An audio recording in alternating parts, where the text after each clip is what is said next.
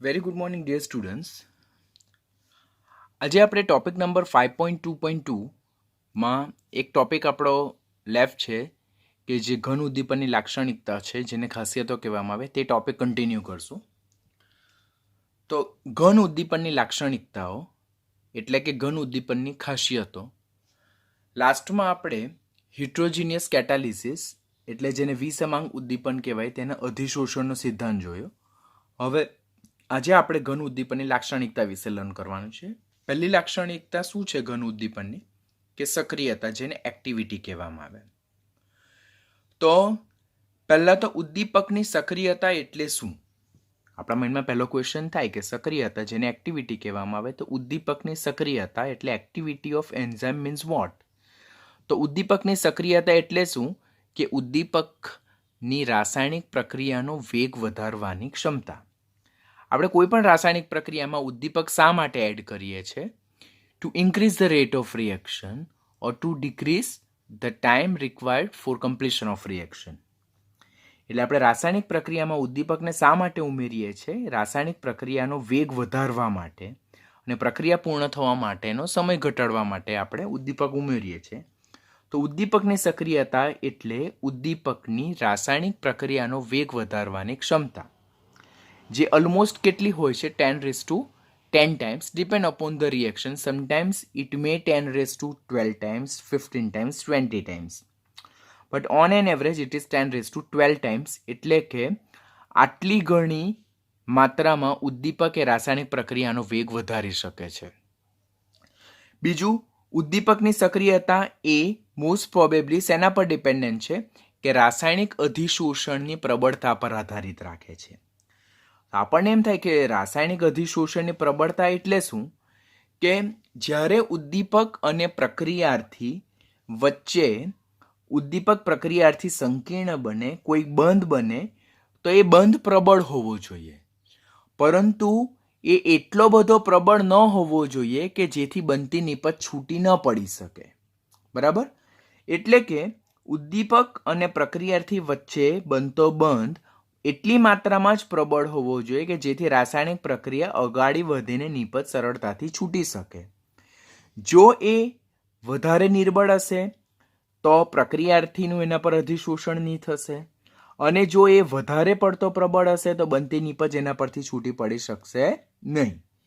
એટલે કે અધિશોષણ દરમિયાન ઉદ્દીપક અને પ્રક્રિયાર્થી વચ્ચે બનતો બંધ સફિશિયન્ટ અમાઉન્ટમાં જ સ્ટ્રોંગ હોવો જોઈએ, જેથી પ્રક્રિયાર્થી ઉદ્દીપક દ્વારા હોલ્ડ કરી શકાય, ઉદ્દીપક પ્રક્રિયાર્થીને જકડી શકે એટલી માત્રામાં પ્રબળ બંધ જરૂરી છે. ત્યાર પછી એ બંધ વધુમાં એટલો પ્રબળ નહીં હોવો જોઈએ કે જેથી નિપજ નહીં છૂટી પડી શકે.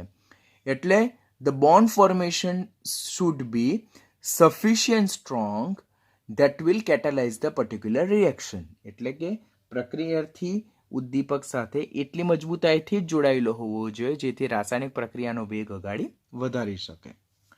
આમ અધિશોષણ દરમિયાન અમુક માત્રામાં જ પ્રબળ બંધ બનવા જોઈએ, એટલું બધું પ્રબળ બંધ નહીં બનવા જોઈએ જેથી બનતી નિપજ છૂટી ન પડી શકે અને બીજા પ્રક્રિયાર્થી સાથે પ્રક્રિયા કરવા માટે ઉદ્દીપક અવેલેબલ નહીં થાય. અને જો આમ થાય કે એક વખત પ્રક્રિયાર્થી અને ઉદ્દીપક વચ્ચેનો બંધ ખૂબ સ્ટ્રોંગ બની જાય તો પછી નિપજ તો છૂટી પડશે જ નહીં, માટે એ ઉદ્દીપક તો ત્યાં ને ત્યાં જ નિપજ સાથે ઓક્યુપાઈ રહેશે અને ફર્ધર રાસાયણિક પ્રક્રિયાનો વેગ વધી શકશે નહીં. આમ અધિશોષણ યોગ્ય પ્રમાણમાં જ પ્રબળ હોવું જરૂરી છે, વધુ ઓછું નહીં, અને એટલે કે વધુ માત્રામાં પ્રબળ નહીં અને ઓછી માત્રામાં પ્રબળ નહીં. એટલે it should be sufficient amount of strong.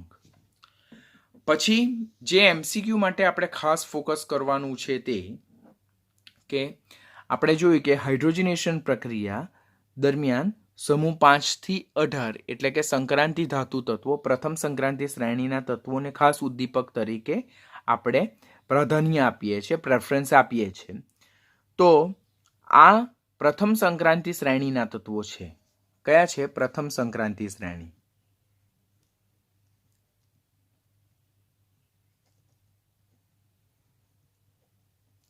શ્રેણીના તત્વો? જેમનો સમૂહ નંબર 5 થી સમૂહ નંબર 11 જેટલા જે તત્વો છે તેનો આપણે હાઇડ્રોજનેશન પ્રક્રિયામાં ઉદ્દીપક તરીકે સમાવેશ કરીએ છીએ.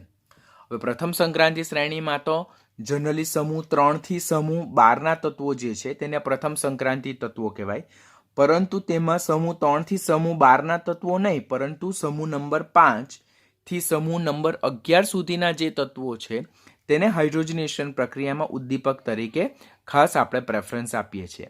અને તેમની ઉદ્દીપક તરીકેની જે સક્રિયતા જે છે તેનું સિક્વન્સ આ રીતે છે કે vanadium is less than chromium, is less than manganese, is less than iron, is less than cobalt, is less than nickel, is less than copper. એટલે કે સૌથી ઓછી સક્રિયતા કોની છે? વેનેડિયમની છે. સૌથી વધુ સક્રિયતા કોની છે? કોપરની છે. બરાબર. અને તેમાં ખાસ કરીને મેંગેનીઝ, એફી અને કોબાલ્ટ એટલે સમૂહ 7 થી અને સમૂહ 9ના તત્વો જે છે તો તે સક્રિયતા વિશિષ્ટ ધરાવે છે અને તેમનો ઉદ્દીપક તરીકેનો ખાસ ઇમ્પોર્ટન્ટ આપવામાં આવે છે.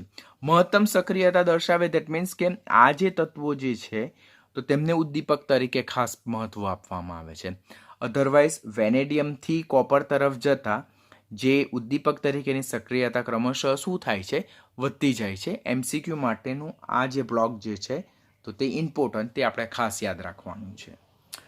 હવે આપણને ક્વેશ્ચન એમ થાય કે સર હાઇડ્રોજનેશન પ્રક્રિયામાં આ જે સંક્રાંતિ ધાતુ તત્વો જે છે, ટ્રાન્ઝિશન એલિમેન્ટ જે છે, તેમને શા માટે મહત્વ આપવામાં આવે? તો પેલો જે આ બ્લોક છે તે પણ MCQ નીટની એક્ઝામમાં પૂછાયેલો છે, કોમ્પિટિટિવની એક્ઝામમાં આ ક્વેશ્ચન પણ પૂછાયેલો છે, જે તમે D અને Fમાં પાછું જોવાના છો કે સંક્રાંતિ ધાતુ તત્વો અને તેમના સંયોજનોને ઉદ્દીપકની સક્રિયતા માટેના જવાબદાર પરિબળ કયા? તો આ ક્વેશ્ચન પણ કોમ્પિટિટિવની એક્ઝામમાં ઇમ્પોર્ટન્ટ છે, તે તમારે ખાસ યાદ રાખવાનું. તો તેના માટેનું પહેલું જવાબદાર રીઝન શું છે કે સંક્રાંતિ ધાતુ તત્વો જે છે તો તેમની અપૂર્ણ ભરાયેલી ડી કક્ષક છે, તેમાં જે હાજર અયુગ્મિત ઇલેક્ટ્રોન છે તો તે તેમની ઉદ્દીપકીય સક્રિયતા માટે જવાબદાર છે, because they are having capacity to absorb the energy as well as re-emit the energy. એટલે ઉર્જા શોષવાનું અને ઉર્જા ફેંકવાની વૃત્તિ ધરાવે અને આ રીતે એ લોકો ઘણા બધા પ્રક્રિયાર્થી સાથે જોડાવાની વૃત્તિ ધરાવે અને રાસાયણિક પ્રક્રિયાનો વેગ વધારવાની ક્ષમતા ધરાવે. તો પહેલું, the availability of the D orbital electron in vacant D એટલે કે અપૂર્ણ ભરેલી એટલે ઇનકમ્પ્લીટ જે ડી ઓર્બિટલ છે તેમાં જે અયુગ્મિત ઇલેક્ટ્રોન છે તેની હાજરી. Point number 1. પોઈન્ટ નંબર 2, અમુક કિસ્સાઓમાં અમુક સંક્રાંતિ ધાતુ તત્વો જુદી જુદી ઓક્સિડેશન અવસ્થા ધરાવે, વેરિયેબલ ઓક્સિડેશન અવસ્થા ધરાવે, તે પણ તેમની ઉદ્દીપકીય સક્રિયા માટે જવાબદાર છે. કેવી રીતે તે તમે ઓલરેડી D અને F વિભાગમાં ચેપ્ટરમાં લર્ન કરશો. અને ત્રીજું, મોટેભાગના કિસ્સાઓમાં સંક્રાંતિ ધાતુ તત્વો જે છે તો તેઓની સપાટી પર મુક્ત સંયોજકતા ઇલેક્ટ્રોન પૂરા પાડે અને જેના કારણે તેના પર પ્રક્રિયાર્થીઓ એટ્રેક્ટ થાય, અધિશોષિત થાય અને જેથી ઉદ્દીપકની સપાટી પર પ્રક્રિયકની સાંદ્રતા વધતી જાય અને પ્રક્રિયાનો વેગ વધતો જાય. તો આપણને ક્વેશ્ચન અહીંયાથી શું પૂછાય છે કે સંક્રાંતિ ધાતુ તત્વો અને તેમના સંયોજનો ઉદ્દીપકીય સક્રિયતા ખાસ ધરાવે છે, તેના માટેના નીચેનામાંથી જવાબદાર પરિબળ કયો? તો પહેલું જવાબદાર પરિબળ તેમની અપૂર્ણ ભરાયેલી ડી કક્ષકમાં હાજર અયુગ્મિત ઇલેક્ટ્રોનની સંખ્યા, બીજું જુદી જુદી ઓક્સિડેશન અવસ્થા અને ત્રીજું તે મુક્ત સંયોજકતા ધરાવતી સપાટી પૂરી પાડે. બરાબર. એટલે એમની જે ફ્રી સરફેસ છે તો તે મુક્ત સંયોજકતા એટલે ફ્રી વેલેન્સી પ્રોવાઈડ કરે અને ફ્રી વેલેન્સી જે છે તો તે એક્ટિવેટેડ સેન્ટર જેવું કાર્ય કરે, જેના તરફ પ્રક્રિયાર્થી એટ્રેક્ટ થાય, એના પર એ એબ્ઝોર્બ થાય, પરિણામે સપાટી પર પ્રક્રિયકની સાંદ્રતા વધતી જાય તો ડેફિનેટલી પ્રક્રિયાનો વેગ ક્રમશઃ વધતો જાય છે. હવે ઉદ્દીપકની સક્રિયા માટેનું વેરી વેલ નોન એક્ઝામ્પલ કે જે કોમ્પિટિટિવમાં પૂછાય છે, જે બધી જ રેફરન્સ બુકમાં અને આપણી ટેક્સ્ટ બુકમાં પણ મેન્શન કરેલું છે. અહીંયા બે રિએક્શનને આપણે ઓવરવ્યૂ કરશું. તો જો કે ડાયહાઇડ્રોજન વાયુ ડાયઓક્સિજન વાયુ સાથે સંયોજાઈને પાણી બનાવે છે. બરાબર છે. અહીંયા કયો ઉદ્દીપક હાજર છે? તો અહીંયા પ્લેટિનમ ઉદ્દીપક હાજર છે. એટલે જ્યારે પ્લેટિનમ ઉદ્દીપકની હાજરી હોય તો ત્યારે ડાયહાઇડ્રોજન વાયુ એ ડાયઓક્સિજન વાયુ સાથે ધડાકાભેર પ્રક્રિયા કરીને પાણીનું નિર્માણ કરે છે. પરિણામે જો સિલિન્ડરમાં આપણી પાસે ડાયહાઇડ્રોજન વાયુ અને ડાયઓક્સિજન વાયુ હોય અને જો પ્લેટિનમ કોઈ બી રીતે હાજર હોય તો એ લોકો બંને અંદર સંગ્રહ કરી શકાય નહીં. શા માટે નહીં સંગ્રહ કરી શકાય? કારણ કે પ્લેટિનમ અહીંયા ઉદ્દીપક તરીકે વર્તે, જે H2 અને O2 સાથે સંયોજાઈને H2O બનાવવાની પ્રક્રિયાના વેગને શું કરી નાખે છે? વધારી શકે. પરિણામે આ બંને એકબીજા સાથે ધડાકાભેર સંયોજાઈને H2O બનાવી દે છે. એટલા માટે પાત્રમાં H2 અને O2 નો સંગ્રહ કરી શકાતો નથી. પરંતુ આ પ્રક્રિયા જો કે અહીંયા H2 અને O2 સંયોજાઈને H2O બનાવે છે, પરંતુ અહીંયા પ્લેટિનમ કેવો છે? ગેરહાજર છે, એટલે અહીંયા ઉદ્દીપક હાજર નથી. તો ત્યારે એ કન્ડિશનમાં H2 અને O2 એકબીજા સાથે સંયોજાઈને H2O બનાવી શકશે નહીં. પરિણામે H2 અને O2 ને બંનેને પાત્રમાં એકબીજા સાથે સંયોજાતા ન હોવાથી તેમને લાંબો સમય સુધી સિલિન્ડરમાં સંગ્રહ કરી શકાય છે. એટલે બે રિએક્શનને ઓવરવ્યૂ કરીએ તો જો પ્લેટિનમની હાજરી હોય, બરાબર, તો તે H2 અને O2 વચ્ચે પ્રક્રિયા કરીને એને H2Oમાં નિર્માણ કરી નાખે. એટલે પાત્રમાં સ્વતંત્ર રીતે H2 અને O2 ને અનરિએક્ટેડ ફોર્મમાં નહીં રાખી શકાય. That means they can't store for long period of time in particular metallic cylinder because availability of platinum will act like a catalyst. It will potentiate them to react with each other and to form water. એટલે જો પાત્રમાં પ્લેટિનમની હાજરી હોય તો તે ઉદ્દીપક તરીકે વર્તશે અને H2 અને O2 ને એકબીજા સાથે પ્રક્રિયા કરવા મજબૂર કરશે. એ બંને એકબીજા સાથે પ્રક્રિયા કરે, સંયોજાય, ધડાકાભેર પ્રક્રિયા થાય અને H2O નું નિર્માણ થાય. પરિણામે પાત્રમાં એ લોકોનો સંગ્રહ કરી શકાશે નહીં. they can't store for long period of time. But આ રિએક્શન એવું જ છે, પરંતુ અહીંયા પ્લેટિનમની ગેરહાજરી છે. ધેટ મીન્સ અહીંયા કોઈ પણ જાતનો કેટાલિસ્ટ નથી.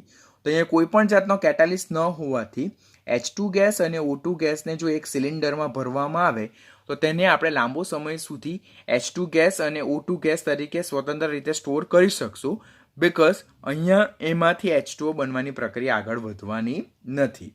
તો પ્લેટિનમની હાજરીમાં ધડાકાભેર પ્રક્રિયા થશે અને પ્લેટિનમની ગેરહાજરીમાં H2 અને O2 ને આપણે ગેસ તરીકે અંદર સિલિન્ડરમાં લોંગ ટાઈમ સુધી સ્ટોર કરી શકશું. તો તે યાદ રાખવાનું. તો આ બંને રિએક્શન યાદ રાખવાના અને સ્ટેટમેન્ટ યાદ રાખવાના કે ઉદ્દીપક પ્લેટિનમની હાજરીમાં H2 અને O2 વચ્ચે ધડાકાભેર પ્રક્રિયા થઈને પાણી બને, જેથી પાત્રમાં એટલે કે સિલિન્ડરમાં H2 અને O2 નો અનરિએક્ટેડ ફોર્મમાં સંગ્રહ કરી શકાતો નથી. પરંતુ જો ઉદ્દીપક પ્લેટિનમ ગેરહાજર હોય તો H2 અને O2 એકબીજા સાથે સંયોજાતા નથી અને તેમને લાંબો સમય સુધી સિલિન્ડરમાં એઝ ઇટ ઇઝ ફોર્મમાં સંગ્રહ કરી શકાય છે. તો દેટ ઇઝ ફર્સ્ટ લાક્ષણિકતા, સક્રિયતા. સેકન્ડ લાક્ષણિકતા જે છે વર્ણનાત્મકતા, કે જેમાં બોર્ડમાં 2 માર્ક્સનો ક્વેશ્ચન જે છે તો ત્યાં વર્ણનાત્મકતા પર, એટલે કે જેને સિલેક્ટિવિટી કહેવામાં આવે. પેલું જે હતું તે એક્ટિવિટી હતું, આ જે સિલેક્ટિવિટી છે. વર્ણનાત્મકતા એ 2 માર્ક્સના ક્વેશ્ચન માટે, 3 માર્ક્સના ક્વેશ્ચન માટે ઇમ્પોર્ટન્ટ ક્વેશ્ચન. હવે ઉદ્દીપકની વર્ણનાત્મકતા એટલે શું? તો ઉદ્દીપકની વર્ણનાત્મકતા એટલે પ્રક્રિયાને એવી દિશામાં ધકેલવાથી જેથી આપણને જોઈતી નીપજ મળી રહે. ઘણી વખત એવું થાય કે પ્રક્રિયકો વચ્ચે, બે પ્રક્રિયક વચ્ચે પ્રક્રિયા થઈને એક કરતાં વધારે નીપજ મળતી હોય, પરંતુ જો આપણે કોઈ વિશિષ્ટ ઉદ્દીપક વાપરીએ તો કોઈ એક જ નીપજ મળે, જુદી જુદી નીપજ નહીં મળે. તો એ પ્રકારની જે લાક્ષણિકતા છે તેને ઉદ્દીપકની વર્ણનાત્મકતા કહેવામાં આવે. તો પોઈન્ટ નંબર 1, જ્યારે બે પ્રક્રિયક હોય, બરાબર, તો એ બે પ્રક્રિયક વચ્ચે પ્રક્રિયા થઈને એક કરતાં વધારે નીપજ મળવાની સંભાવના હોય, પરંતુ આપણને કોઈ એક વિશિષ્ટ નીપજ જ જોઈતી હોય તો ત્યારે કોઈ એક વિશિષ્ટ ઉદ્દીપકનો ઉપયોગ કરવામાં આવે. તો ત્યારે જુદી જુદી નીપજ ન મળવાની જગ્યાએ કોઈ એક વિશિષ્ટ નીપજ જ મળે, જેને ઉદ્દીપકને શું કહેવામાં આવે છે? વર્ણનાત્મકતા, સિલેક્ટિવિટી કહેવામાં આવે. આમ ઉદ્દીપકની વર્ણનાત્મકતા એટલે શું? કે પ્રક્રિયાને એવી દિશામાં ધકેલવી જેથી કોઈ એક ચોક્કસ નીપજ જ મળી શકે, કે જ્યારે સમાન પ્રક્રિયા પરિસ્થિતિમાં અનેક નીપજો મળવાની સંભાવના હોય ત્યારે. હવે સમાન પ્રક્રિયકો માટે જુદા જુદા ઉદ્દીપકની વર્ણનાત્મકતા કેવી હોય છે? જુદી જુદી હોય છે. કે જેમ કે જો આપણે અહીંયા વેરી વેલ નોન એક્ઝામ્પલ જોઈએ તો it's most important flow chart. ખાસ યાદ રાખજો, MCQમાં તમને ખાસ પૂછાય છે અને તમે અહીંયા કન્ફ્યુઝ થાવ છો. જો અહીંયા કાર્બન મોનોક્સાઇડ ગેસ અને હાઇડ્રોજન વાયુના જુદા જુદા મોલ વચ્ચે પ્રક્રિયા થઈને ફોર્માલ્ડિહાઇડ, જેને મિથેનાલ કહેવામાં આવે, પછી મિથેનોલ મળે અને મિથેન અને પાણી મળે છે. એટલે અહીંયા બે પ્રક્રિયક સેમ છે, કાર્બન મોનોક્સાઇડ અને ડાયહાઇડ્રોજન વાયુ. તો કાર્બન મોનોક્સાઇડ અને ડાયહાઇડ્રોજન વાયુ વચ્ચે પ્રક્રિયા થઈને જુદી જુદી નીપજ મળે. ફોર્માલ્ડિહાઇડ બી નીપજ મળી શકે, મિથેનોલ બી નીપજ મળી શકે અને મિથેન બી નીપજ મળી શકે છે. એટલે કે બે સમાન પ્રક્રિયકો વચ્ચે પ્રક્રિયા થઈને એક કરતાં વધારે નીપજ મળે છે. પરંતુ આપણને કઈ નીપજ જોઈએ, આપણને જે સ્પેસિફિક નીપજ જોઈતી હોય તો તે પ્રકારનો જો આપણે કેટાલિસ્ટ એટલે ઉદ્દીપક સિલેક્ટ કરીએ તો તે નીપજ જ મળે. એટલે કે આ બંને વચ્ચે પ્રક્રિયા થઈને આ પણ મળે, આ બંને વચ્ચે પ્રક્રિયા થઈને આ પણ મળે અને આ બંને વચ્ચે પ્રક્રિયા થઈને આ પણ મળે. એટલે પ્રક્રિયક સમાન છે પરંતુ નીપજ જુદી જુદી છે. હવે મને કોઈ એમ કે કાર્બન મોનોક્સાઇડ અને હાઇડ્રોજન વાયુ વચ્ચે પ્રક્રિયા થઈને મને મિથેનોલ મેળવવો છે, તો ત્યારે મારે કોપરનો ઉદ્દીપક તરીકે ઉપયોગ નથી કરવાનો, નિકલનો ઉદ્દીપક તરીકે ઉપયોગ નથી કરવાનો, પરંતુ કોપર ઓર ઝિંક ઓક્સાઇડ સાથે ક્રોમિયમ ઓક્સાઇડનો ઉપયોગ કરવાનો છે. બરાબર? તો ત્યારે મને નીપજ શું મળશે? મિથેનોલ મળશે. કોઈ મને એમ કે કાર્બન મોનોક્સાઇડ અને ડાયહાઇડ્રોજનમાંથી મારે ફોર્માલ્ડિહાઇડ મેળવવો છે, તો ત્યારે મારે સ્પેસિફિક ઉદ્દીપક તરીકે કોનો ઉપયોગ કરવાનો છે? કોપરનો જ ઉપયોગ કરવાનો છે. અને જો કાર્બન મોનોક્સાઇડ અને ડાયહાઇડ્રોજન વાયુ વચ્ચે પ્રક્રિયા વખતે આપણે જો નિકલનો કેટાલિસ્ટ તરીકે ઉપયોગ કરીએ તો ત્યારે આપણને નીપજ તરીકે શું મળશે? મિથેન જ મળશે, નહીં કે ફોર્માલ્ડિહાઇડ, નહીં કે મિથેનોલ. આમ અહીંયા પ્રક્રિયક સમાન છે, બે પ્રક્રિયક સમાન છે, પરંતુ અહીંયા ઉદ્દીપક કેવા છે? જુદા જુદા છે. અને જો ઉદ્દીપક બદલાય છે તો બનતી નીપજ પણ કેવી થશે? બદલાઈ જશે. જેને ઉદ્દીપકને શું કહેવામાં આવે છે? વર્ણનાત્મકતા કહેવામાં આવે, સિલેક્ટિવિટી કહેવામાં આવે. એટલે કે જ્યારે પ્રક્રિયાર્થી સમાન હોય પરંતુ જો ઉદ્દીપક બદલવામાં આવે તો જુદી જુદી નીપજની જગ્યાએ કોઈ એક વિશિષ્ટ નીપજ જ મળે, તો તે પ્રકારની પ્રક્રિયાને ઉદ્દીપકને શું કહેવામાં આવે છે? વર્ણનાત્મકતા કહેવામાં આવે. That is known as a selectivity of catalyst. એટલે આપણને જે નીપજ જોઈએ છે, વોટ ઇઝ અ કન્ક્લુઝન? કે આપણને જે નીપજ જોઈએ છે તે પ્રકારનો આપણે ઉદ્દીપક વાપરવાનો. આપણને મિથેન જોઈએ તો ઉદ્દીપક તરીકે નિકલનો ઉપયોગ કરો, આપણને મિથેનોલ જોઈએ તો ઉદ્દીપક તરીકે કોપર ઓર ઝિંક ઓક્સાઇડ પ્લસ ક્રોમિયમ ઓક્સાઇડનો ઉપયોગ કરો. આપણને નીપજ તરીકે મિથેનાલ જોઈએ તો આપણે ઉદ્દીપક તરીકે કોપરનો ઉપયોગ કરવો.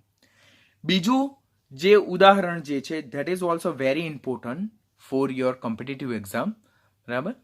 કે એસિટિલિન, જેને ઇથાઇન કહેવામાં આવે. બરાબર? ઇટ્સ અ C2H2, જેને એસિટિલિન ઓર ઇથાઇન કહેવાય. તેનું હાઇડ્રોજિનેશન, આપણે H2 એડ કરીએ છીએ એને હાઇડ્રોજિનેશન ઓર રિડક્શન કહેવાય. તો તે જો પ્લેટિનમ ઓર પેલેડિયમની હાજરીમાં કરવામાં આવે તો એમાંથી પહેલાં ઇથિન મળે, એટલે કે ઇથિલિન મળે, અને ફર્ધર હાઇડ્રોજિનેશન પ્લેટિનમ ઓર પેલેડિયમની હાજરીમાં કરવામાં આવે તો ઇથેન મળે. એટલે એસિટિલિનનું હાઇડ્રોજિનેશન પ્લેટિનમ ઓર પેલેડિયમની હાજરીમાં કરવામાં આવે તો આપણને ફાઇનલ પ્રોડક્ટ તરીકે શું મળે છે? ઇથેન મળે છે. પરંતુ જો એસિટિલિનનું હાઇડ્રોજિનેશન એટલે કે રિડક્શન એ લિન્ડલર કેટાલિસ્ટ એટલે શું છે? Palladium plus barium sulphate plus quinoline ની હાજરીમાં જો કરવામાં આવે તો ફાઇનલ પ્રોડક્ટ આપણને શું મળે? ઇથિલિન જ મળે છે, એટલે કે ઇથિન જ મળે છે, ઇથેન મળતી નથી.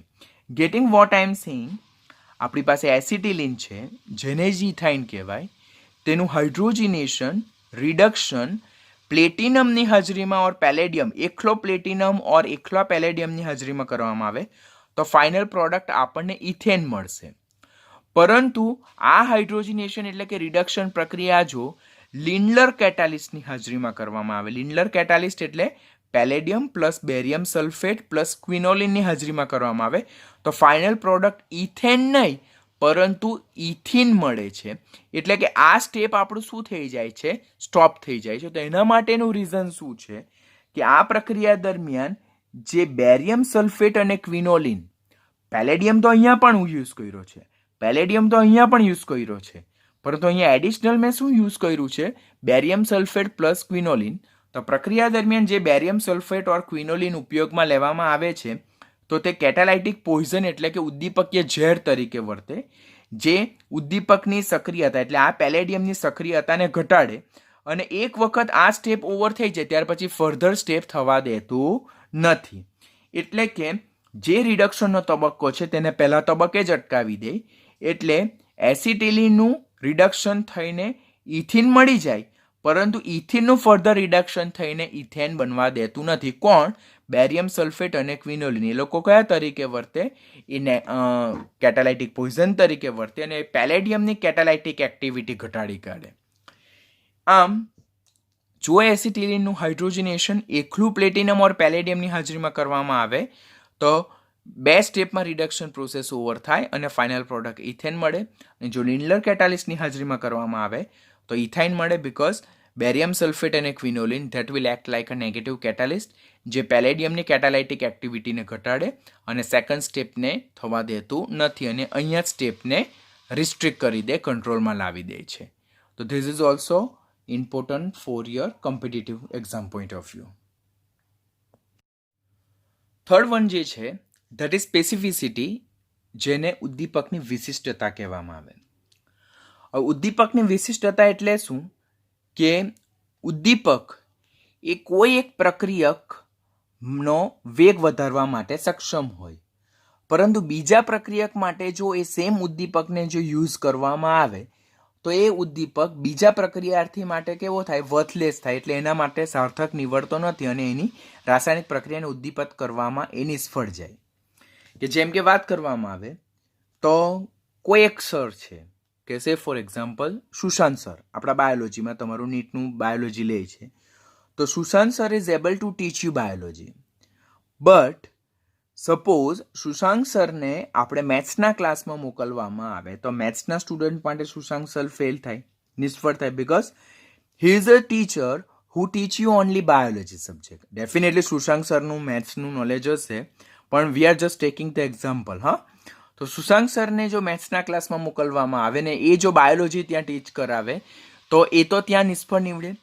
એવી જ રીતે આપણી પાસે મેથ્સના સર છે. બીજા જો એક્ઝામ્પલ લઈએ આપણે તો મનોજ સર છે મેથ્સના. તો મનોજ સર એ મેથ્સ ભણાવે છે. હવે મનોજ સરને જો બાયોલોજીના સ્ટુડન્ટને નીટના સ્ટુડન્ટ્સ માટે મોકલવામાં આવે તો એ તમારા ક્લાસમાં નિરર્થક નીવડે, because he is a teacher of maths. એટલે એવી જ રીતે જેમ અહીંયા સુશાંત સર બાયોલોજીના સ્ટુડન્ટ માટે વિશિષ્ટ છે અને મનોજ સર એ મેથ્સના સ્ટુડન્ટ્સ માટે વિશિષ્ટ છે, તેવી જ રીતે પ્રત્યેક ઉદ્દીપક પણ કોઈ એક પ્રક્રિયાર્થી માટે જ વિશિષ્ટ હશે અને બીજા પ્રક્રિયાર્થી માટે જો એ ઉદ્દીપકનો ઉપયોગ કરવામાં આવે તો એના માટે એ કેવો રહેશે? એના માટે એ નિષ્ફળ જશે. એટલે એની રાસાયણિક પ્રક્રિયાને ઉદ્દીપિત એ કરી શકશે નહીં. માટે તે સંજોગોમાં એનો ઉપયોગ આપણને કોઈ પણ જાતનો સાર્થક નીવડતો નથી. તેને ઉદ્દીપકની શું કહેવામાં આવે છે? વિશિષ્ટતા કહેવામાં આવે છે. New topic number 5.2.3, that is shape selective catalysis by zeolite, એટલે કે ઝિયોલાઇટ વડે આકાર વર્ણનાત્મક ઉદ્દીપન. તો પોઈન્ટ નંબર 1, આકાર વર્ણનાત્મક ઉદ્દીપન એટલે શું? તો જે ઉદ્દીપકીય પ્રક્રિયા ઉદ્દીપકની છિદ્ર રચના પર અને પ્રક્રિયક અને નિપજના અણુઓના કદ પર આધાર રાખે છે તો તેને શું કહેવામાં આવે? આકાર વર્ણનાત્મક ઉદ્દીપન કહેવામાં આવે છે.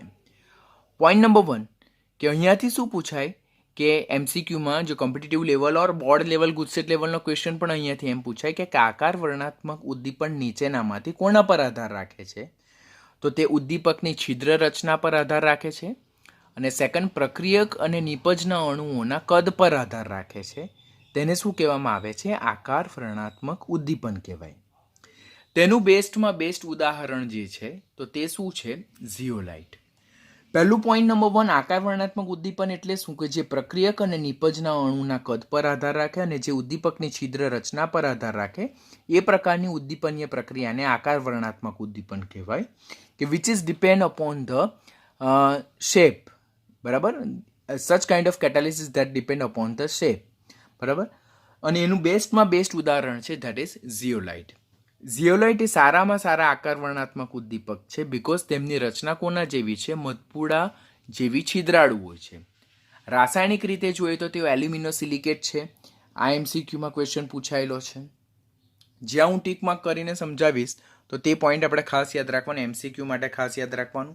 આ એમસીક્યુ માટેની ઇમ્પોર્ટન્ટ ક્વેશ્ચન છે. તો ઝિયોલાઇટ એ સારામાં સારા એલ્યુમિનોસિલિકેટ છે.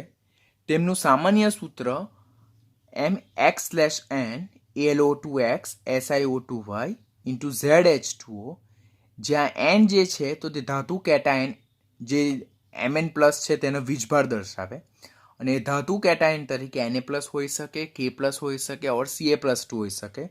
અને આ જે Z જે છે તો દેટ ઇઝ હાઇડ્રેશન નંબર, એટલે number of water molecules of hydration, જલીયકરણ અંશની સંખ્યા, એટલે ઝિયોલાઇટના બંધારણ સાથે સંકળાયેલા પાણીના અણુની સંખ્યા જે વોટર ઓફ હાઇડ્રેશન કહેવાય, જલીયકરણ અંશ છે તે દર્શાવે. તો આ એક એક્સ્ટ્રા પોઈન્ટ છે. જ્યારે આપણને બોર્ડની એક્ઝામમાં 3 માર્કનો ક્વેશ્ચન ઝિયોલાઇટ વડે આકાર વર્ણનાત્મક ઉદ્દીપન સમજાવો 2 વખત બોર્ડની એક્ઝામમાં પૂછાયેલો છે, તો ત્યારે જેટલા આ ટૂંકનોંધમાં જે આ સ્ટાર પાડેલા છે તે એક્સ્ટ્રા ટોપિક નીટ માટે કરવાના છે. બોર્ડ માટે તમે નહીં કરશો તો ચાલશે, ને ટૂંકનોંધમાં એને આપણે મેન્શન નહીં કરવાનું. તો આ ઝિયોલાઇટનું સામાન્ય સૂત્ર થઈ ગયું. ઝિયોલાઇટ એ સૂક્ષ્મ છિદ્રો ધરાવતા 3D નેટવર્ક બંધારણ ધરાવે, એટલે કે ત્રિપરિમાણીય જાળીદાર રચના ધરાવે. અને ત્રિપરિમાણીય જાળીદાર રચના ધરાવતા એ વન કાઇન્ડ ઓફ સિલિકેટ્સ છે. જેમાં અમુક સિલિકોન પરમાણુનું વિસ્થાપન કોના દ્વારા થયેલું છે? એલ્યુમિનિયમ પરમાણુ વડે થયેલું છે. અને તે કયા પ્રકારનું ફ્રેમવર્ક આપે છે? AlOSi પ્રકારનું ફ્રેમવર્ક, જેને જ માળખું કહેવામાં આવે તે આપે છે. તો આ ક્વેશ્ચન પણ જે આપણો કોમ્પિટિટિવની એક્ઝામ છે તેમાં પૂછાયેલો છે કે ઝિયોલાઇટ રાસાયણિક રીતે શું છે, તો તે લોકો એલ્યુમિનોસિલિકેટ છે. તેમાં કોનું વિસ્થાપન કોના દ્વારા થાય? તો અમુક સિલિકોન પરમાણુનું વિસ્થાપન એલ્યુમિનિયમ પરમાણુ વડે થાય. અને ઝિયોલાઇટમાં જે ફ્રેમવર્ક છે તો તે કયા પ્રકારનું છે? તો AlOSi પ્રકારનું ફ્રેમવર્ક જોવા મળે છે. આ બધા જ ક્વેશ્ચન કોમ્પિટિટિવમાં પૂછાય છે. મધમાખી એટલે હનીકોમ્બ જેવું એનું બંધારણ છે. તેઓ કુદરતી અને કૃત્રિમ બંને, એટલે કૃત્રિમ રીતે પણ સંશ્લેષિત કરી શકાય અને બાય નેચર એટલે કુદરતમાંથી પણ મળી આવે છે. અને તેઓ ઓક્સાઇડ કેટાલિસિસ છે તેનો એક અગત્યનો વર્ગ બનાવે છે. આ પણ એક એક્સ્ટ્રા પોઈન્ટ છે કે ઝિયોલાઇટ એ નીચેનામાંથી કયા કેટાલિસિસનો એક સામાન્ય વર્ગ દર્શાવે? તો એ ઓક્સાઇડ કેટાલિસિસનો સામાન્ય વર્ગ દર્શાવે છે. આ ઝિયોલાઇટના આપણે ઉદ્દીપક તરીકે ઉપયોગ કરીએ તે પહેલાં તેને વેક્યુમમાં એટલે કે શૂન્યાવકાશમાં સખત ગરમ કરવામાં આવે. શૂન્યાવકાશમાં સખત ગરમ કરવાથી શું થાય? તો જે ઝિયોલાઇટના છિદ્ર જે છે તેમાં જો પાણીના મોલેક્યુલ્સ છુપાયેલા હોય, સમાયેલા હોય, તો તે શું થશે? દૂર થશે. એટલે કે વોટર ઓફ હાઇડ્રેશન દૂર થશે. આથી ઝિયોલાઇટનું બંધારણ શું બને? છિદ્રાળુ બને. એટલે કે છિદ્રો જે ઓલરેડી પાણીના અણુઓ વડે પૂરાયેલા હતા તે હવે પાણીના અણુઓ છિદ્રોમાંથી દૂર થઈ જાય બાય ઇવોપરેશન મેથડ. તો એ છિદ્રો હવે અન્ય કેટાલિસિસ માટે શું થઈ જશે? That pores will be open now. એ છિદ્રો ખુલી જશે. માટે પિંજરામે બંધારણમાં છિદ્રો જે પાણીના અણુ વડે પૂરાયેલા હતા તે છિદ્રો હવે શું બનશે? ખુલ્લા બનશે. તો કેટાલિસિસ પ્રોસેસ જે છે તો વધારે એફિશિયન્ટ બનશે. ઝિયોલાઇટના છિદ્રો સામાન્ય રીતે 260 થી 740 પિકોમીટર કદના હોય. આથી જે અણુનું કદ આ કદ કરતાં નાનું હોય તેનું જ અધિશોષણ થાય, અને જે નીપજ જે આનાથી નાની કદની હોય તેનું જ અપશોષણ પણ થાય, એટલે છૂટી પડે. એટલે જે અણુ આ કદ કરતાં મોટા હશે તો તે આ છિદ્રોમાં સમાઈ શકશે નહીં, તો એનું કેટાલિસિસ થઈ શકશે નહીં. This is also extra point. જો અહીંયા બધા જ પોઈન્ટને મેં સ્ટાર મેન્શન કરેલ છે, એટલે આ એક્સ્ટ્રા પોઈન્ટ છે તે ટૂંકનોંધ પૂછાય ત્યારે તમારે લખવાના નથી. એટલે અહીંયા જે સ્ટાર સિવાયના જે પોઈન્ટ છે તે જ તમારે ટૂંકનોંધમાં લખવાના છે, પણ કોમ્પિટિટિવ પોઈન્ટ ઓફ વ્યૂ આપણે યાદ રાખવાનું. એટલે ઝિયોલાઇટના સામાન્ય છિદ્રો આટલા કદના હોય, એનાથી નાના કદના જે અણુઓ છે તેનું અંદર અધિશોષણ થાય અને ઉદ્દીપન પ્રક્રિયા આગળ વધશે. ઝિયોલાઇટ એ સિલેક્ટિવ એડઝોર્બન્ટ એટલે પસંદગીકારક અધિશોષક તરીકે ખાસ વર્તે, અને તેનો ઉપયોગ ખાસ કરીને આણ્વીય ચાળણી એટલે કે મોલેક્યુલર સીવ તરીકે થાય. કે જેમ કે વેરી મોસ્ટ ઇમ્પોર્ટન્ટ એક્ઝામ્પલ કે ઝિયોલાઇટ જે છે કે જે રાસાયણિક રીતે સોડિયમ એલ્યુમિનોસિલિકેટ છે, તો તે સીધી શૃંખલા ધરાવતા એટલે કે રેખીય શૃંખલા ધરાવતા હાઇડ્રોકાર્બનનું જ અધિશોષણ કરી શકે, પરંતુ જે બ્રાન્ચ ચેઇન છે તો શાખીય ઓર એરોમેટિક હાઇડ્રોકાર્બન છે તેનું અધિશોષણ કરી શકતા નથી. તો ક્વેશ્ચન અહીંયાથી શું આવે કે ઝિયોલાઇટ કે જે રાસાયણિક રીતે સોડિયમ એલ્યુમિનોસિલિકેટ છે તે નીચેનામાંથી કોના ઉદ્દીપન માટે ઓર કોનું અધિશોષણ કરી શકતા નથી, ઓર ટ્રુ ફોલ્સમાં બી પૂછે તો સ્ટ્રેટ ચેઇન હાઇડ્રોકાર્બન જે છે એટલે કે રેખીય શૃંખલા ધરાવતા હાઇડ્રોકાર્બન છે તેનું અધિશોષણ કરી શકે છે, પરંતુ જે બ્રાન્ચ ચેઇન હાઇડ્રોકાર્બન છે, બ્રાન્ચ ચેઇન એટલે કે શાખીય હાઇડ્રોકાર્બન અને એરોમેટિક હાઇડ્રોકાર્બન છે તેનું અધિશોષણ કરી શકતા નથી. વાય? બીકોઝ આ જે બ્રાન્ચ ચેઇન ઓર એરોમેટિક હાઇડ્રોકાર્બન છે તેમની જે સાઇઝ જે છે તો તે ઝિયોલાઇટના છિદ્રની સાઇઝ કરતાં મોટું હશે, પરિણામે તેમનું ત્યાં અધિશોષણ થઈ શકે નહીં. તો આ રીતે ઝિયોલાઇટ જે છે તો તેની છિદ્ર રચના પ્રમાણે જ હાઇડ્રોકાર્બનનું અધિશોષણ કરે, માટે તેઓ પસંદગીકારક અધિશોષક એટલે કે સિલેક્ટિવ એડઝોર્બન્ટ તરીકે વર્તે. આપણે અહીંયા ટોપિક શું લર્ન કરી રહેલા છે? સેફ સિલેક્ટિવ કેટાલિસિસ એટલે આકાર વર્ણનાત્મક ઉદ્દીપન આપણે સમજી રહેલા છે.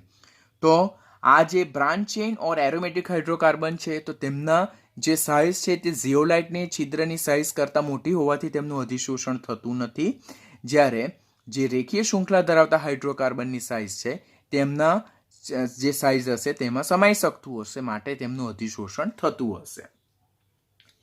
ઝિયોલાઇટમાં ભાગ લેતી જે રાસાયણિક પ્રક્રિયાઓ જે છે તો તે મુખ્યત્વે પ્રક્રિયક અને નિપજના અણુના કદ અને આકાર પર આધાર રાખે, અને ઝિયોલાઇટના છિદ્રો અને પોલાણ જેને કેવિટી કહેવાય તેના પર બી આધાર રાખે, માટે જ ઝિયોલાઇટ વડે જે ઉદ્દીપન થાય તેને શું કહેવાય? આકાર વર્ણનાત્મક ઉદ્દીપન એટલે કે શેપ સિલેક્ટિવ કેટાલિસિસ કહેવાય. આપણે ફર્ધર જોયું કે તે શેના પર આધાર રાખે? પ્રક્રિયક અને નિપજના અણુઓના કદ અને તેના આકાર પર આધાર રાખે, અને ઝિયોલાઇટના છિદ્રો અને પોલાણ પર આધાર રાખે, માટે ઝિયોલાઇટ દ્વારા થતા ઉદ્દીપનને આપણે શેપ સિલેક્ટિવ કેટાલિસિસ કહીએ. હવે એક એક્સ્ટ્રા પોઈન્ટ જે છે તો ઝિયોલાઇટનું બંધારણ જે છે તો તે બીટા કેજ ઓર સોડાલાઇટ કેજ જેવું છે કે જે ક્યુબો ઓક્ટાહેડ્રલ બિલ્ડિંગ બ્લોક્સ ધરાવે છે. હવે આ શું છે તો તે તમને ઓલરેડી અત્યારે સોલિડ સ્ટેટ ચેપ્ટર ચાલે છે, ઘન અવસ્થા ચેપ્ટર ચાલે છે, તો તેમાં ઝિયોલાઇટનું બંધારણ વિશે, એના સોલિડ જે સ્ટેટ વિશે તમે લર્ન કરશો તો તેમાં તમને ખ્યાલ આવી જશે. કોમ્પિટિટિવ માટે એટલું યાદ રાખવાનું કે ઝિયોલાઇટનું બંધારણ બીટા કેજ ઓર સોડાલાઇટ જેવું છે જે ક્યુબો ઓક્ટાહેડ્રલ બિલ્ડિંગ બ્લોક્સ ધરાવે છે.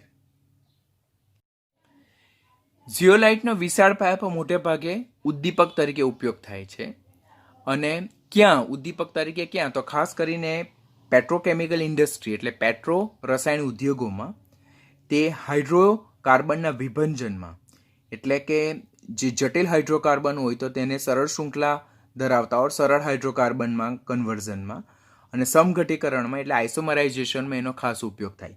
ઉપયોગના રિલેટેડ પણ આપણને ક્વેશ્ચન પૂછાય છે કે નીચેનામાંથી ઝિયોલાઇટનો કયો ઉપયોગ વેલિડ છે, સાચો છે, કયો ખોટો છે, તો તેના રિલેટેડ પણ ક્વેશ્ચન ઓલરેડી કોમ્પિટિટિવમાં પૂછાઈ ચૂક્યા છે.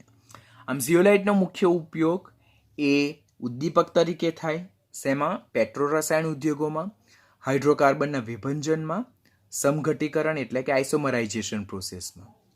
જેનો સૌથી બેસ્ટ ઉપયોગ જે છે તો તે આલ્કોહોલનું સીધું નિર્જલીકરણ કરીને પેટ્રોલિન ઓર ગેસોલિન મેળવવા માટે.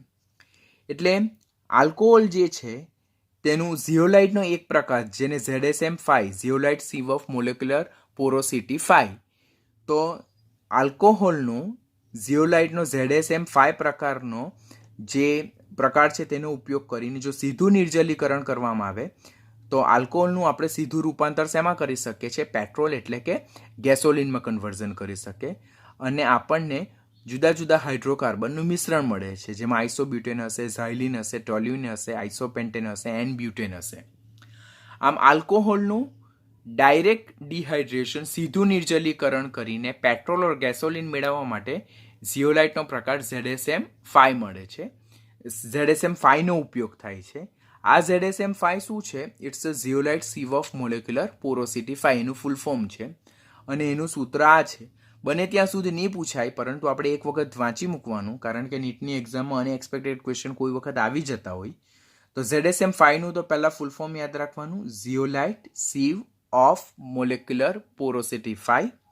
એનું સૂત્ર આ પ્રકારનું છે: HX AlO2x SiO2 96 X × 16 H2O. તો ઝિયોલાઇટનો પહેલો ઉપયોગ પેટ્રો રસાયણ ઉદ્યોગોમાં, હાઇડ્રોકાર્બનના વિભંજનમાં, સમઘટીકરણમાં અને આલ્કોહોલનું સીધું નિર્જલીકરણ કરીને ગેસોલિન એટલે પેટ્રોલ મેળવવા માટે. બીજો જે ઝિયોલાઇટનો મોસ્ટ વાઇડલી યુઝ જે છે તો તે છે વોટર સોફ્ટનિંગ પ્રોસેસ, એટલે કે કઠણ પાણીને નરમ બનાવવા માટે પણ ખાસ થાય છે આયન વિનિમયકર્તા તરીકે, એઝ અ આયન એક્સચેન્જર તરીકે, કે જેમાં ધન આયન જે કઠણ પાણીમાં રહેલા Ca+2 અને Mg+2 છે તેનું વિસ્થાપન ઝિયોલાઇટના છિદ્રમાં રહેલા Na+ વડે થાય છે. આપણે 11th હાઇડ્રોજન ચેપ્ટરમાં વોટર સોફ્ટનિંગ પ્રોસેસ એટલે પાણીની કઠિનતા દૂર કરવા માટેની જે રાસાયણિક પદ્ધતિ હતી તેમાં ત્રીજી પદ્ધતિ ઝિયોલાઇટ પદ્ધતિ, બરાબર, જેને ઇનઓર્ગેનિક આયન એક્સચેન્જ પ્રોસેસ, અકાર્બનિક આયન વિનિમય પદ્ધતિ કહેતા હતા. કે ઝિયોલાઇટ જે છે તેનો બંધારણમાં Na+ હોય, એને આપણે સોડિયમ એલ્યુમિનોસિલિકેટ કહીએ તો એના છિદ્રમાં Na+ હોય. જ્યારે ઝિયોલાઇટ પરથી આપણે કઠિન પાણી પસાર કરીએ તો કઠિન પાણીમાં રહેલા Ca+2 અને Mg+2 જે કદમાં Na+ કરતાં નાના છે તો તે ઝિયોલાઇટના છિદ્રમાં સમાઈ જશે અને Na+ ઝિયોલાઇટમાંથી વિસ્થાપન થશે. આમ ઝિયોલાઇટ જ્યારે ઉપયોગમાં આવે છે ત્યારે તે કઠિન પાણીમાંના Ca+2 અને Mg+2 ને દૂર કરે અને ઝિયોલાઇટમાં રહેલા Na+નું કઠિન પાણીમાં રહેલા Ca+2 અને Mg+2 વડે વિસ્થાપન થાય. પરંતુ ઝિયોલાઇટને જ્યારે પુનઃ કાર્યક્ષમ કરવામાં આવે, when we are make it રિપ્રોડ્યુસિબલ, તો ત્યારે એના પરથી સોડિયમ ક્લોરાઇડનું દ્રાવણ પસાર કરવામાં આવે. તો જ્યારે ઝિયોલાઇટનું રીપ્રોસેસિંગ થાય ફોર રીયુઝિંગ પર્પઝ, તો ત્યારે ઝિયોલાઇટના છિદ્રમાં રહેલા Ca+2 અને Mg+2નું વિસ્થાપન એ જે મીઠાનું સંતૃપ્ત દ્રાવણમાં રહેલા Na+ વડે થાય. એટલે ઝિયોલાઇટ ઉપયોગમાં હોય ત્યારે એના છિદ્રમાં રહેલા Na+નું વિસ્થાપન કઠિન પાણીમાં રહેલા Ca+2 અને Mg+2 દ્વારા થાય. અને ઝિયોલાઇટને પુનઃ કાર્યક્ષમ કરવું હોય ત્યારે ઝિયોલાઇટના છિદ્રમાં રહેલા Ca+2 અને Mg+2નું વિસ્થાપન Na+ દ્વારા થાય. બંને કોન્ટ્રાવર્શિયલ સ્ટેટમેન્ટ છે જે આપણે યાદ રાખવાના થાય છે. ઝિયોલાઇટ વડે આકાર વર્ણનાત્મક ઉદ્દીપન એ આ ચેપ્ટરનો board point of view important topic છે. 2 માર્ક્સનો 3 માર્કની ટૂંકનોંધ આ ટોપિકના બેઝ પર પૂછાય છે, તો એને કાળજીથી લર્ન કરજો. ટોપિકમાં જ્યાં મેં સ્ટાર પાડેલા છે તો તે કમ્પિટિટિવ પોઈન્ટ ઓફ વ્યૂના પોઈન્ટ છે અને બાકીના બધા ટોપિક ટેક્સ્ટબુક રિલેટેડના ટોપિક છે. આપણે આખી ટૂંકનોંધ પરફેક્ટ રેડી કરવાની, બિકોઝ આપણે નીટ માટે પ્રિપરેશન કરતા હોય, પરંતુ જ્યારે બોર્ડ પોઈન્ટ ઓફ વ્યૂ ટૂંકનોંધ રેડી કરો તો ત્યારે જે સ્ટારવાળા પોઈન્ટ છે તેને તમારે સ્કીપ કરવાના છે, બિકોઝ 3 માર્કની ટૂંકનોંધમાં એ બધા પોઈન્ટ તમારે લખવાની જરૂરિયાત રહેતી નથી. તો આની સાથે ઘન ઉદ્દીપનની ખાસિયત જે છે, લાક્ષણિકતાઓ જે છે તે ઓવર થાય છે. હવે પછીના લેક્ચરમાં આપણે એન્ઝાઇમ કેટાલિસિસ એટલે કે જે ઉત્સેચક વડે થતું ઉદ્દીપન, જે બહુ ઇઝી ટોપિક છે, તેના વિશે લર્ન કરશું.